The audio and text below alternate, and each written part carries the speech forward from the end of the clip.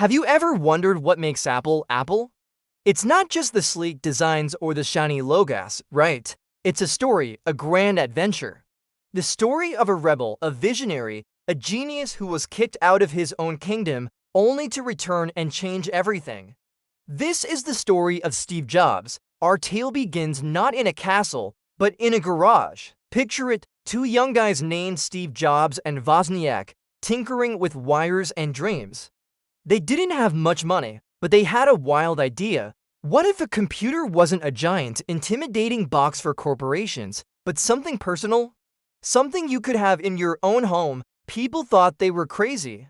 But in that garage, with solder fumes and youthful rebellion, the first Apple computer was born. And just like that, a revolution sparked. Apple shot up like a rocket.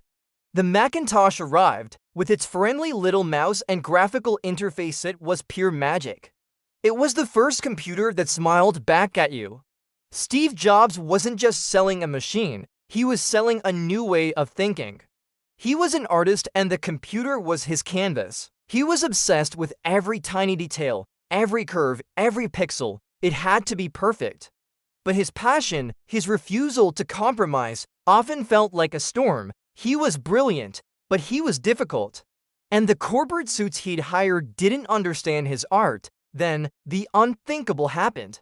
The board of his own company, the kingdom he built, showed him the door. Boom, Steve Jobs was exiled. Can you imagine the creator cast out? It was a brutal, public failure. He said it felt like he'd been punched in the gut. Many people would have given up, faded away. But not Steve. This rejection, this failure, turned out to be the most important thing that ever happened to him. Freed from the massive machine that Apple had become, he was a beginner again. He started a new company, next building incredibly powerful computers. Then he bought a tiny animation studio you might have heard of. Pixar, yep, that Pixar. With Toy Story, he didn't just create a movie. He reinvented an entire industry. He was learning, growing, and rediscovering his creative fire. He learned how to merge technology with storytelling, creating things that didn't just work, but made you feel something. Meanwhile, back at Apple, things were a disaster. The magic was gone. The company was rudderless, losing billions, and just months away from collapse. They had lost their soul. In a desperate, last-ditch effort, they made a call. They needed a savior. They needed the rebel they had once kicked out. They needed Steve Jobs. His return was legendary. It was like a king returning to reclaim his throne. He walked back into Apple and immediately got to work. He cut away all the confusing, mediocre products.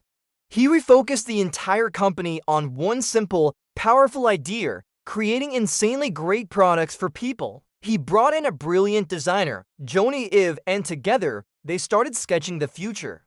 He stood on stage and introduced a candy-colored computer called the iMac. It looked like nothing else on the market. It was fun, it was bold, and it shouted, "I'm back." This was the beginning of the most incredible comeback story in business history. Next came the iPod. Suddenly, you could carry 1,000 songs in your pocket. It wasn't just a music player, it was the soundtrack to your life. The world was zapped by its simplicity and elegance. Then in 2007, Steve walked on stage again. He teased the audience, talking about 3 revolutionary products: a widescreen iPod, a mobile phone, and an internet communicator. The crowd was buzzing, but they weren't 3 separate devices. They were one, and he called it the iPhone. Boom. The world changed. Again, the iPhone wasn't just a phone. It was a supercomputer that fit in your hand. It redefined how we connect, work, play, and live. It unleashed the app economy and put the entire internet in our pockets. It was a masterpiece of vision and engineering. Following the iPhone came the iPad, creating an entirely new category of device that no one knew they needed until they couldn't live without it.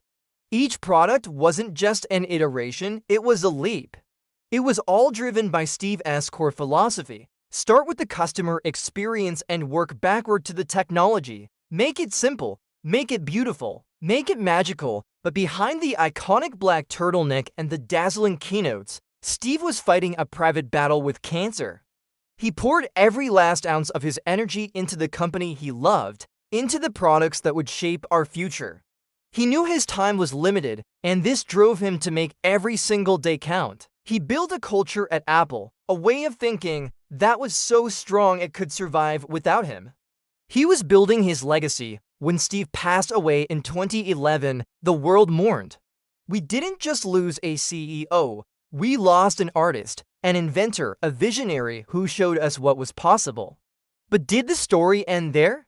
Absolutely not. Look around you. His legacy is everywhere. It's in the iPhone you use to watch this video. It's in the design of the apps you use every day. It's in the way other companies now obsess over user experience. He taught us that technology could be human. He taught us that passion and a little bit of rebellion could truly change the world. The core of Steve's message was encapsulated into powerful words. Think different. It wasn't just a marketing slogan, it was a call to action. It was a tribute to the misfits, the rebels, the troublemakers, the ones who see things differently. These are the people who push the human race forward. Steve Jobs was the ultimate troublemaker.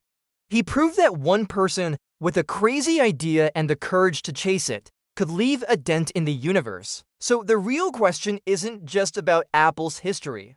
It's about your story. What's your garage? What's your crazy idea? Steve's journey teaches us that failure isn't the end. It's a redirection, it's a chance to be a beginner again. So what dent will you make in the universe? The tools are in your hands. The stage is set.